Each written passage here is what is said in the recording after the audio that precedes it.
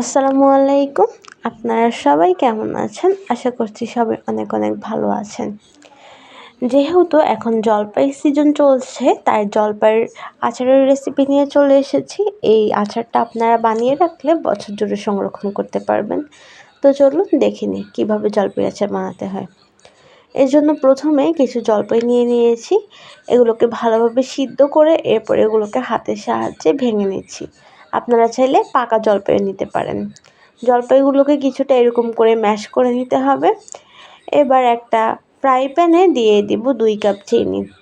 2 cup চিনি দিয়ে এর মধ্যে সামান্য একটু পানি দিয়ে এটাকে নেড়েচেড়ে শিরা বানিয়ে নিব। এরপর এর মধ্যে দিয়ে দিব 2টো তেজপাতা। এরপর এর মধ্যে দিয়ে দিব সামান্য পরিমাণ লবণ। সব কিছুকে যখন ভালোভাবে ফুটে উঠবে তখন এর মধ্যে দিয়ে দিব ম্যাশ করে রাখা জলপাইগুলো। ম্যাশ করে রাখা সবগুলো জলপাই দিয়ে এটাকে ভালোভাবে নেড়ে ছেড়ে নিব কিছুক্ষণ। এখন এর মধ্যে দিয়ে দিব চিলি ফ্লেক্স। এরপর এর মধ্যে দিয়ে দিব সামান্য পরিমাণ চাট মশলা। এরপর এর মধ্যে দিয়ে দিব 2 টেবিল চামচের মতো 5 ফোড়ন। এরপর এর মধ্যে দিয়ে দিব কাশ্মীরি মরিচের গুঁড়া সামান্য পরিমাণ। সব কিছু দিয়ে ভালোভাবে নেড়ে ছেড়ে নিব। এখন এর মধ্যে দিয়ে দিব সামান্য পরিমাণ গোলমরিচের গুঁড়া।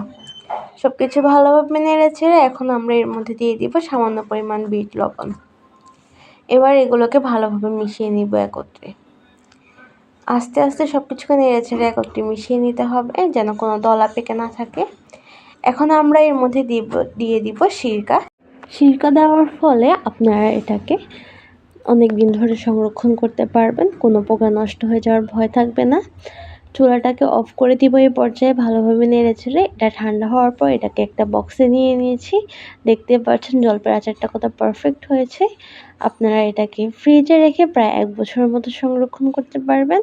আজকের মতো এই পর্যন্ত। সবাই ভালো থাকবেন, সুস্থ থাকবেন। আল্লাহ হাফেজ।